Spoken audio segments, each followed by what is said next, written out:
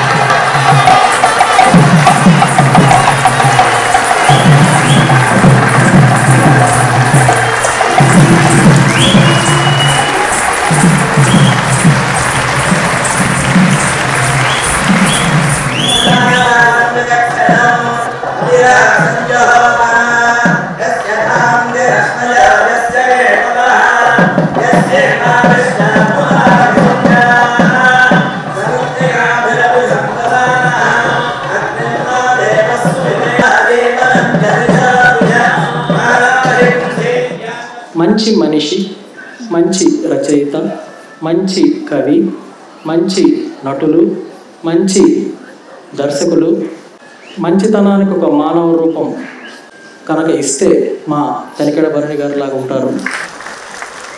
వారు ఉన్న కాలంలో మేము ఉన్నందుకు, వారితో పాటు మేము ప్రయాణం చేస్తున్నందుకు, వారితో పాటు కలిసి భుజిస్తున్నందుకు, వారితో పాటు గడుపుతున్నందుకు ఎంత ఆనందం అంటే అది మాటల్లో చెప్పలేనటువంటి అనుభూతి. ముఖ్యంగా భరణి గారు ప్రయోగాల దిట్ట. ఎందుకంటే నాటక రంగంలో ఉన్నప్పుడు కూడా నాటక ఖర్చులు పెరిగిపోతున్నాయి, లేడీ ఆర్టిస్ట్కి మనీ ఇవ్వలేకపోతున్నాము, సెట్టింగ్లకి డబ్బు ఖర్చు పెట్టలేకపోతున్నాము, నాటకాలకి రాబడి రాదు, ఇంత ఖర్చు ఎలా అనే తపన పడి నాటక రంగంలో వీరు రాసిన నాటికల వల్ల నాటక రంగం కొత్త షేప్ తీసుకుందండి. ఒక సంస్కరణ తీసుకొచ్చారు నాటక రంగంలో. వీరి డ్రామాల వల్ల తెలుగు నాటక రంగం కొత్త ఉనికి స్టార్ట్ అయింది, కొత్త రూపు సంతరించుకుంది.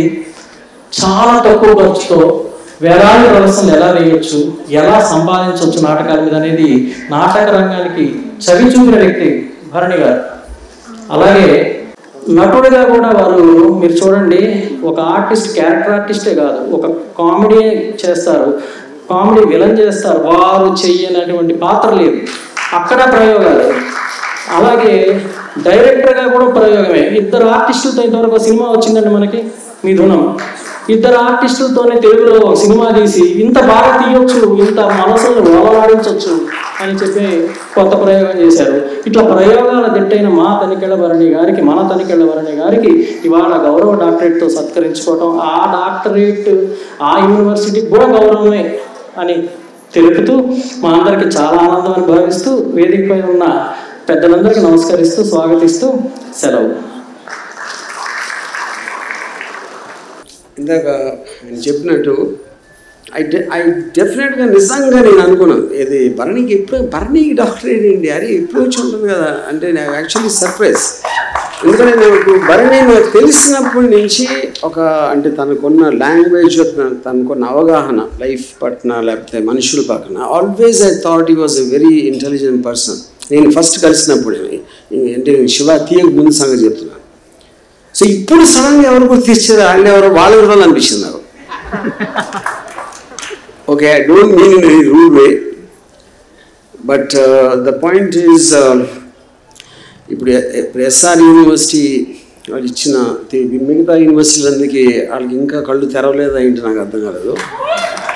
బట్ ఫస్ట్ కళ్ళు తెరిచినందుకు I'm very grateful to that man because Barney deserves that kind of recognition. So నాకున్న ఒక పర్సనల్ ఆస్పెక్ట్లో బర్నీని because I know him for such a long time, I'm very, very happy and thrilled to come here and to share this moment with him. So, ఇందాక బర్నీ గురించి ఆ పాటలు చిన్నపిల్లలందరూ పాడిన wonderful పాట, ఎక్స్ట్రాడినరీ. అంటే అది బర్నీ హిస్టరీని, బర్నీ ఇంతవరకు చేసిన దాన్ని ఎక్స్ట్రాడినరీగా మ్యూజిక్లో కంపోజ్ చేశారు. I really enjoyed that song. ఇప్పుడు ఆ ఇన్స్పిరేషన్తో నేను పాట పాడింది కానీ మంజు భార్గవి గారి ఇన్స్పిరేషన్తో ఒక సాంగ్ లీడ్ మాట్లాడతాను.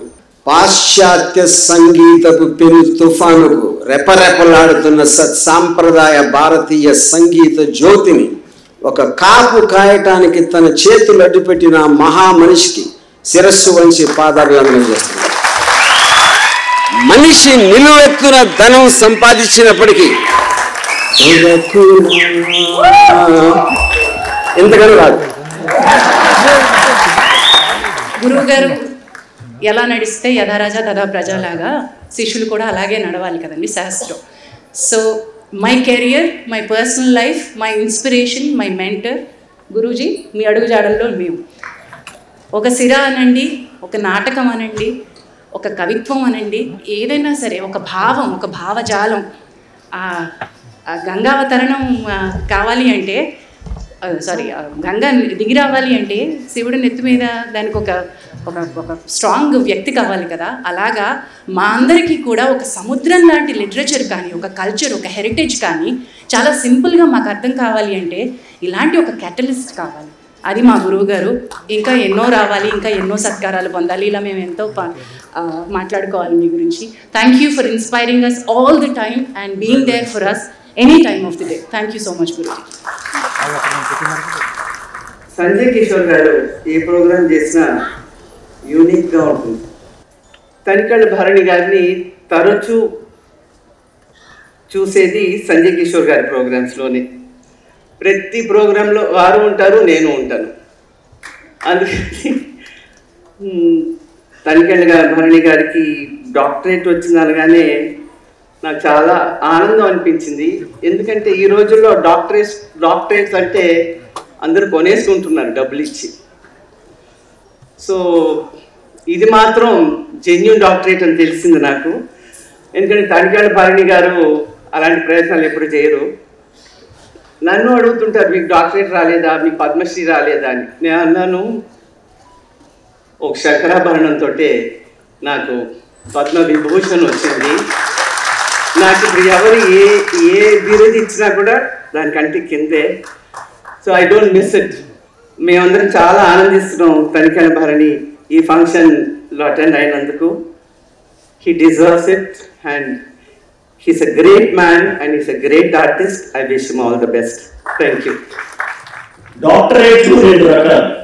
ఒకటి, మనం ఒక విషయం మీద పరిశీలించి దాని లోతులోకి వెళ్ళి దాని యొక్క ఆకాశంలోకి వెళ్ళి విస్తరించి విశ్లేషించి రాస్తే వచ్చేది అకాడమిక్ డాక్టరేట్. కానీ మనల్ని పరిశీలించి మన జీవితాన్ని తరచి మన గురించి చూచి మనకి ఇచ్చేది ఆనరీ డాక్టరేట్. ఇవాళ నా కొడుకు అమెరికాలో ఇంజనీర్ చేస్తూ సాఫ్ట్వేర్ ఇంజనీర్గా ఉన్నాడు. వాడికి ఇల్లు కొనుక్కున్నాడు. నేను ఒక కారు కొనుక్కున్నాను, ఒక ఇల్లు కట్టుకున్నాను, ఒక జాతీయ అవార్డు పొందినాను, నంది అవార్డ్స్ పొందాను. వీటన్నిటికీ నేను రుణం తీర్చుకోలేనటువంటి ఒకే ఒక్క మనిషి, ఒకే ఒక్క మానవుడు, ఒకే ఒక్క మహానుభావుడు. అన్నా నేను ఇవాళ ఇలా ఉన్నాను అంటే నువ్వే.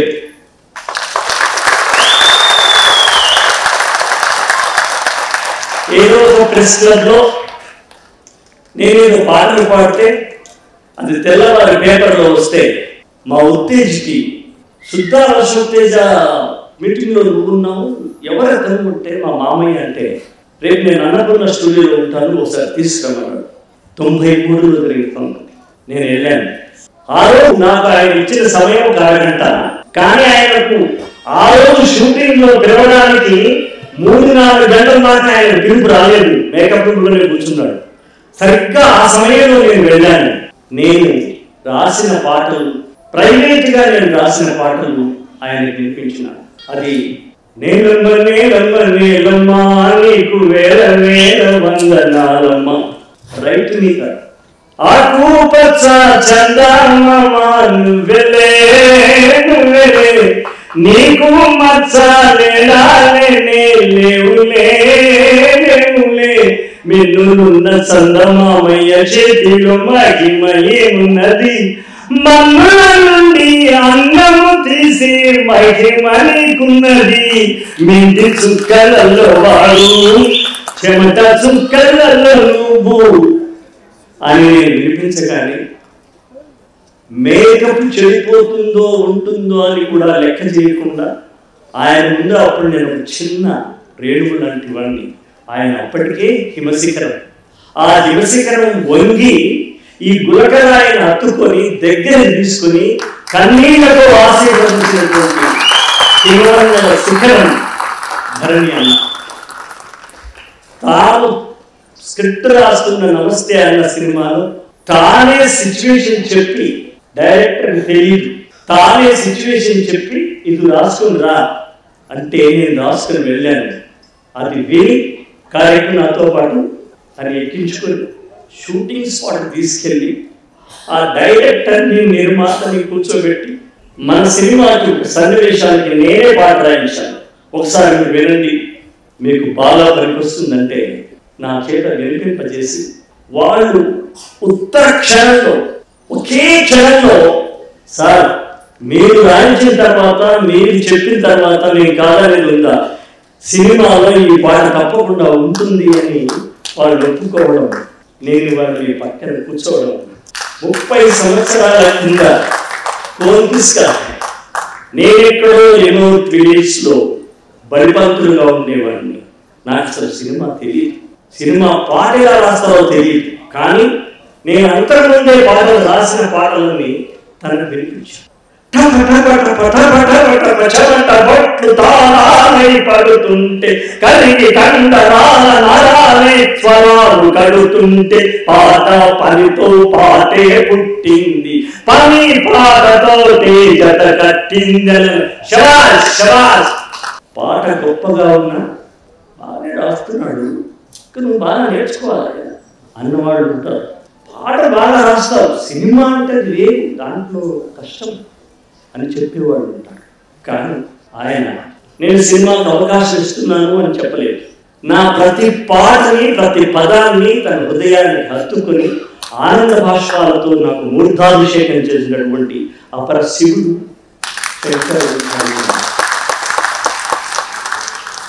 భరణి గారు, రామ్ గోపాల్ వర్మ గారు, జనార్దన్ మహర్షి గారు, వీళ్ళందరూ ఉన్న వేదికలో నేను ఇవాళ కూర్చున్నానంటే, రేపు ఎక్కడ కూర్చున్నానంటే 2002లో అబ్దుల్ కలాం గారు వేదిక మీద ఉన్నప్పుడు Teja the first lyrics come on dash అంటున్నప్పుడు మీరు నమ్మండి, నేను ఆ మెట్లు ఎక్కుతున్నప్పుడు మెట్టుకు నా గుండెలో బర్ణన్న బర్ణన్న బర్ణన్న. నేను ఈ వేదిక ఈ రాష్ట్రపతి భవన్లో నేనేంటి అబ్దుల్ కలాం గారి చేత నేను అవార్డు, జాతీయ అవార్డు తీసుకోవడం ఏంటి? ఏం ఆశించినాడు ఆయన? ఎక్కడన్నా ప్రతిభ కనబడితే గుర్తించే ప్రతిభ, వెలుగులోకి తీసుకొచ్చేటువంటి ఆ చల్లని దయగల చెయ్యి, ఆశీర్వదించిన ఆ వేళ్ళు, ఆయన పాదాలను నేను శిరస్సుతో నమస్కారం చేసినప్పుడు ఆయన పెట్టిన దీవెనార్తి ఇవాళ నా వృత్తి ఏంటన్నా. ఎప్పుడు ఇలాంటి సందర్భం నాకు దొరకలేదు. మీరు డాక్టరేట్ అన్నారు ఏంటన్నా, మీరు పుట్టుకు చదివే డాక్టరేట్. నేను చెన్నైకి డైరెక్టర్ రైటర్లో వెళ్ళినప్పుడు కె విశ్వనాథ్ గారు, బాలచంద్ర గారు, బాబు గారు బస్ స్టాండ్కి వచ్చి నేను పికప్ చేసుకుంటారు అనుకున్నాను. ఆ తర్వాత ఆల్మోస్ట్ ఒక నెల రోజుల పాటు రైల్వే స్టేషన్లో బస్ స్టాండ్లో ఆల్మోస్ట్ వరకు తిన్నాను. చేరదీసిన వ్యక్తి దగ్గర గారు. నేను ఆయన దగ్గర 16 సినిమాలు అసిస్టెంట్గా పనిచేశాను. చాలా ఇప్పుడు ఒక విషయం ఏం చెప్పారంటే, భరణి గారు వాళ్ళ మనవడిని ఎత్తుకున్నారు, మీరు చూస్తుంటారు. అలా నేను వాళ్ళ అబ్బాయిని ఎత్తుకున్నాను. కానీ నన్ను వాళ్ళ అబ్బాయి కంటే ఎక్కువ ఎత్తుకొని ఆయన నన్ను ఈ స్టేజ్కి తీసుకొచ్చింది ఆయన. ఇవాళ ఆయనతో పాటు ఈ స్టేజ్లో స్టేజ్ పెంచుకోవడం పూర్వజన్మ. ఒక్కసారి ఒక చిన్న ఎగ్జాంపుల్ చెప్పేసి, ఒకసారి ఆయన 10,000 రూపాయలు అడ్వాన్స్ వచ్చినప్పుడు ఫ్రిడ్జ్ కొన్నాను. సరే ఇద్దరు పాలు బజార్లో ఫ్రిడ్జ్ కొనుక్కొచ్చాం. కొనుక్కున్నాక దాంట్లో వాటర్ బాటిల్స్ పెట్టాలి. నాకు అవి తెలియదు. ఆయన ఏం చేశారంటే, పాలు మన వడపంలో బాటిల్స్ ఉంటే తీసుకురాను. నేను వెళ్ళి బిస్లరీ బాటిల్స్ అప్పుడప్పుడు వచ్చిన కొత్తలో నేను అవి తీసుకొని బాటిల్స్ బరువు ఉన్నాయి కదా అని మూడు బయట పోసేస్తున్నాను. పోతుంటే షాప్ అతను మీకు ఏం కావాలన్నది, ఖాళీ బాటిల్ కావాలన్నది. సరే ఖాళీ బాటిల్ ఇచ్చి ఫుల్ బాటిల్ డబ్బులు తీసుకుంటాను. నేను ఇంటికి వచ్చాక బన్నీ అడిగారు, దీనిలో వాటర్ ఏదా అన్నది. అదే అది మనకి ఎందుకంటే బాటిల్ ఏదా కావాల్సింది, ఇంత ఖాళీ అయ్యాక నీ రైట్ అవుతుందా అన్నప్పుడు ఆయన ఆశీర్వదించారు. కాబట్టి నేను బన్నీ గారికి ఎప్పుడు కోరుకునేది ఏంటంటే, నేను ఎప్పుడు ఖాళీ అయినప్పుడల్లా ఆయన ఫోన్ చేసుకుంటాను. ఆయనకు డాక్టరేట్ అనే బిరుదు వచ్చిన మొదటి ఫోన్ నాకే వచ్చింది. ఇది నేను చాలా గర్వంగాను ఆనందంగా చెప్పి, ఎవరికి ఉంటాడు ఇలాంటి గురువు? మంచి తల్లి అందరికీ ఉంటుంది, మంచి తండ్రి 50% మనుషులకు ఉంటారు, మంచి స్నేహితులు 10% వాళ్ళకుంటారు. కానీ ఇలాంటి ఒక గురువు కోటి గురువులో ఒకరికి కూడా ఉంటుంది. థ్యాంక్ యూ డాక్టర్ గారు. నమస్తే. నేను ఆయన్ని ఒక నటుడిగా అంటే ఒక లక్షణమైన మనిషిగా ఎంత ఇష్టపడతాను, ఒక విలక్షణమైన నటుడిగా ఎంత ఇష్టపడతాను, ఆయన వ్యక్తిత్వాన్ని ఎంతో ఇష్టపడతాను. అక్కర పురాణి చుట్టము మృక్కిన వరమేని వేర్పు అనే పద్యం మీకు తెలిసి ఉంటుంది. మనకి నిజంగా అవసరమైనప్పుడు ఒక సహాయమో ఒక అప్పు అడిగినప్పుడు పారిపోయే వాళ్ళు వెన్ను చూపించేవాళ్ళు మన వాళ్ళు కాదని దాని సారాంశం. కానీ నిజంగా అవసరమైనప్పుడు సహాయం అడిగితే ఏమనుకోరు పర్వాలేదు అనుకునే వాళ్ళ దగ్గరికి మాత్రమే వెళ్తాం. అలాంటి సందర్భం ఒకసారి నా లైఫ్లో వచ్చింది. నేను మరి సహాయం అడిగినప్పుడు అప్పటికప్పుడు తక్షణం నేను అప్పుడు సినిమాలు చేయడానికి గ్యాప్ తీసుకున్నాను ఎడ్యుకేషన్ కోసం అని చెప్పి, ఇలా చేద్దాం అనుకుంటున్నానంటే మీరు ఎవరైనా చెప్పగలరా అంటే మరుక్షణం ఫోన్ తీసుకున్న వారు డైరెక్టర్స్ ఫోన్ చేశారు. వాళ్ళందరూ నేను కలిశాను. అలాంటి సందర్భాలు చాలా ఉన్నాయి. అలాగే ఆయన ఎంత గొప్ప సంస్కారం అంటే ఒక సినిమా గుండమ్మ గారి మనవడు అని ఒక సినిమాలో ఆయన యాక్ట్ చేస్తే ఆయనకి నేను పాట రాశాను, లిరిక్ నేను రాశాను. అప్పట్లో ఆడియో క్యాసెట్ ఉండేది. 2006 అంటే 2006-2007 ప్రాంతంలో అనుకుంటా. పొరపాటున ఆయన పేరు పడితే ఆయన సభాముఖంగా పిలిచి చెప్పారు ఇది నేను రాయలేదు వాడు రాశాడని చెప్పి. చాలా గొప్ప వినయశీలి, చాలా గొప్ప జ్ఞాని. అండ్ ఆయనకి ఒక కుటుంబ సభ్యుడిగా నేను ఉండగలగడం, ఆయన మీద ఒక పాట నేను రాయగలగడం, ఆయన కార్యక్రమాన్ని నేను రాగలగడం చాలా చాలా అదృష్టంగా భావిస్తూ ఇంత చక్కటి కార్యక్రమాన్ని నిర్వహిస్తున్న మా నావాకి అంటే చాలా మంది తెలియదు కాబట్టి చెప్తున్నాను. బాగా పరిచయం ఉన్న వాళ్ళు బావా అంటారు, నావాడు అనుకునేవాడు నేను నావా అంటాను. ఆ పౌరు చెందినవాడు మా నావా, మా సంగీశ్వర్ గారు. అండ్ అలాగే ఈ కార్యక్రమం అద్భుతంగా నిర్వహిస్తున్న స్వప్న గారికి ఇచ్చేసిన పెద్దలందరికీ నమస్కారాలు తెలియజేస్తున్నాను. తనికెళ్ళ భరణి గారంటే మాకు శివుడు, నాలోన శివుడు గాడు అని ప్రతి మనుషుల శివుడిని చూపించిన ఆయనకి చాలామంది మందులు ఉన్నారు. ఆట కథ శివ పద్యాలు పాడుతూ నదుల్ని జోకొడతారు భరణి గారు. ఎందుకంటే భరణి గారు మాకు ఒక పసిపిల్లాడు, భరణి గారు మాకు శివుడు. మేము ఆయన ఇంట్లో కూర్చున్నప్పుడు వింటుంటే ఎన్ని అంశాలు వస్తుంటాయో వారికి పాదాలకు నమస్కారం చేయడం నాకు ఎప్పుడు అలవాటే. భరణి గారంటే మాకు గగనం భవనం, భరణి గారంటే ఒక అమ్మతనం, ఒక కమ్మతనం, అన్నిటికీ మించి ఒక సేద తీర్చే ఒక పచ్చిక మనస్సు, ఎడారి వేడి ఇసుకలో తడియారే గొంతుని తడిపే ఒక ప్రేమ చిలకరింపు, ఆహ్వాన పత్ర హరితాన్ని గుప్తపరుచుకున్న ఒక చెట్టు నీడ లాంటి ఆగమనం భరణి గారు. అలాంటి భరణి గారి సభకి రావడం అనేది మాకు అదృష్టం. మా సంజయ్ కిషోర్ గారు ఏ సభ చేసినా అది సమర్థవంతంగా అర్థవంతంగా అద్భుతం, మహాద్భుతం, పరమాద్భుతం అనిపించుకుంటారు. కానీ ఈ సభ ఒక చరిత్రలో మిగులుతుంది. ఎందుకంటే ఇక్కడ అన్నిటికీ మించి ఎప్పుడు సభలకు ఇలాంటి వాడి రామ్ గోపాల్ వర్మ గారు వచ్చారు. అదే ఆట కథ శివ. కానీ భరణి గారికి మరొకసారి 5 అనకుండా 10 అంటూ వారి పాదాల కింద మట్టి ధూళిని నేను శిరస్సులో జల్లుకుంటూ ఆట కథ శివ, 5 దాటితే మా బ్రతుకు వేట కథ శివ. అందరికీ నమస్కారం. ఏం మాట్లాడలేదు భరణి బాబాయ్ గురించి. Big congratulations to you. Thank you for opportunity. Bharani గారి యొక్క లక్షణాలన్నీ ముదిగించి ఒక చిన్న కవిత రూపంలో మీ అందరి ముందు ఉంచుతాను. కవిత శీర్షిక పేరు బహురూపి. అతను బహురూపి. తెర మీద మనం చూసే ఎన్నో పాత్రలు, తెర వెనుక తాను చూపే ఎన్నో ప్రజ్ఞలు. తెర మీద మనం చూసే ఎన్నో పాత్రలు, తెర వెనుక తాను చూపే ఎన్నో ప్రజ్ఞలు. బహురూపాల ప్రదర్శనంతా ఇహం కోసం కొన్ని, అహం కోసం కొన్ని చేస్తాడే కానీ తన అసలు రూపం ఏదని అడిగితే ఆటగారా శివ అంటాడు. పామరుల వెంట చెల్లించేటప్పుడు తనను తాను కురసగా సవరించుకునే వామం. పండితుల గోష్ఠి సభలో తలలు పైకెత్తి చూడాల్సిన త్రివిక్రమ్. డబ్బు డాబు ఏది అంటని సాదా మనిషి, డబ్బు డాబు ఏది అంటని సాదా మనిషి, ఎవరి కోసమో వంకరలు పోని సీదా మనిషి. అతను కదిలితే తన పాదాల వెంట పద్యపాదాలు అలలై బోరెత్తుతాయి. అతని చెడుగు చమత్కారాలు తెలుగు భాషాకర్షంపై మెరుపుల్లా తలుపుకున మెరుస్తాయి. నిరంతరం అంతరాంతర రసజ్వలనంతో రగిలే జ్యోతిర్లింగం భరణి ఓ ప్రదక్షిణ చేసి నమస్కరిస్తే కాసింత ఇష్టప్రసాదం పెడతాడు. మరింత భక్తితో అంతరాలయ ప్రవేశం చేశారా శివ దర్శనం చేయిస్తాడు. నమస్కారం.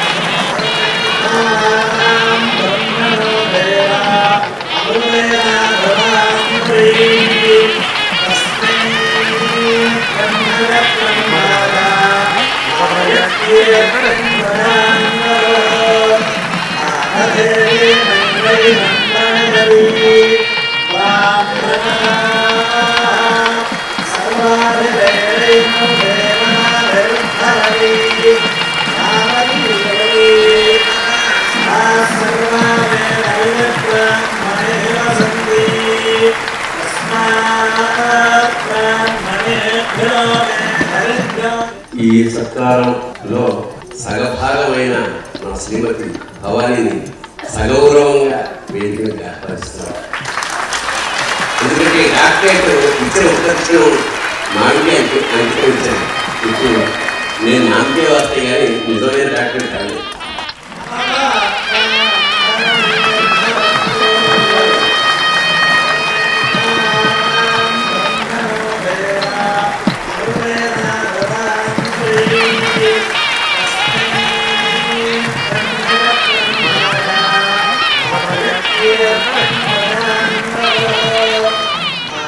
ముందుగా సంఘం ఫౌండేషన్ సంజయ్ కిషోర్ ఏ కార్యక్రమం చేసినా విభిన్నంగా విశిష్టంగా ఉత్కృష్టంగా చేస్తాడు.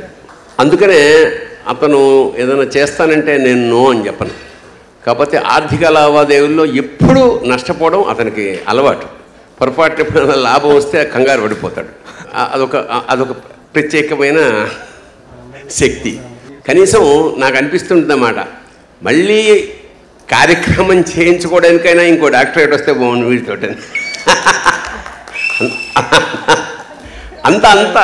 అంత అద్భుతంగా నిర్వహిస్తాడు. అందుకని ముందుగా సంజయ్ కిషోర్కి నా పుత్ర సమానుడు. ముఖ్యంగా ఇక్కడ ఎవరెవరిని పిలవాలనేది నాకేం తెలియదు. నన్ను కూడా సడన్గా నువ్వు 7ంటికి రండి అంతే అన్నారు. ఇలా ఉంటుందని కూడా నేను ఊహించలేదు. అంటే ఊహించంది చేయడమే సంజయ్ ప్రత్యేకత.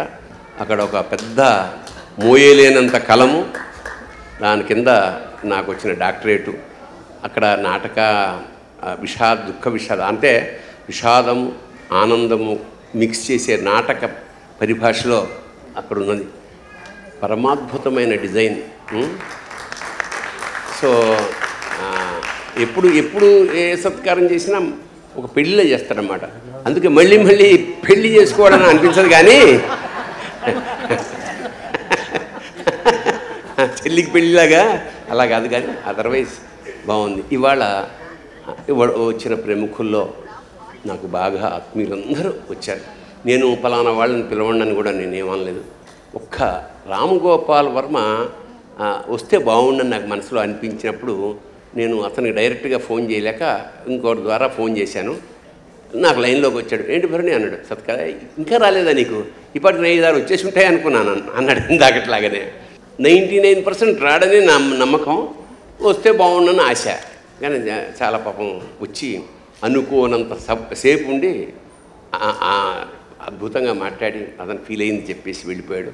అందుకు ఆర్జీవికి నా కృతజ్ఞతలు. Thank you so much. మొన్న డాక్టరేట్ ఇచ్చిన సందర్భంలో నా జీవిత చరిత్రని 2 పేజీల్లో కుదించి నా తెలంగాణ యాసలో రాశాను. ఊరికే ఇది పత్రికల వాళ్ళు ఉంచుకోవచ్చు, ఎడిట్ చేసేయచ్చు. నా గోస పొద్దుగా ఎవరెవరికి కృతజ్ఞతలు చెప్పుకోవాలంటే, నేను పొద్దుగాల లేవకుంటే తిట్టిన మా అయ్యకి, పెన్సిల్ ప్రైజ్ వస్తూనే ముద్దెట్టిన మా అమ్మకి, లెక్కలు రాకుంటే నన్ను కొట్టిన మా సారుకి, యాడున్న డాక్టరేటు గౌరవాలు వారికి, తలుసుకుంటా అందుకున్న భరణి ఒట్టి పేరుకి, ఆటలల్ల బేకారు చదువు ఏమో పూరు, డుమ్మగొట్టి రోడ్ల పొంటి తిలగమంటే షేరు, బస్సులకిచ్చే పైసలు పాయ మానించోళ్ళకి, బస్సులకిచ్చిన పైసలు పాయ మానించోళ్ళకి, ఇంటికొచ్చుడు ఎప్పుడంటే ఆకలయ్యే యాలకి, కింద మీద పడి బీకామ్ 3rd క్లాస్లో పాసు, 1/2 చాలతోని చేస్తే టైంపాస్, దమ్మారో దమ్ టైము, దమ్మారో దమ్ ఆశ, అప్పుడు దమ్మారో దమ్ టైము, సిగరెట్లు దోస్తులు, పోరీలకు లైటింగులు, ఇళ్ళల ఫైటింగులు, అమాల్ బస్తీ రౌడీలతో మనకి మంచి సోపతి, అమాల్ బస్తీ రౌడీలతోని మనకి మంచి సోపతి, జైళ్ళకు పోలేదు కానీ తప్పే పెద్ద ఆపతి, చుక్కాని లేని ఓడలెక్క మునిగిపోయే యాలకి చుక్కాని లేని ఓడలెక్క ములిగిపోయే యాలకి దేవుడోలే రాళ్లపల్లి చెయ్యిచ్చి లేపి మీదికి ఆడికెళ్ళి నాటకాలు అలవిగాని ప్రైజులు పేరు మారుమోగంగాని సినిమా మీద మోజులు మొట్టమొదట మద్రాసికి రచయితనైపోతినా లేడీస్ టైలర్ రాసి ఆడ జెండ పాతిన 50 సినిమాలు రాసే మంచిగొచ్చే పేరు 50 సినిమాలు రాస్తే మంచిగొచ్చే పేరు పైసలు ఎగదొబ్బుతుంటే మారిస్తిని గేరు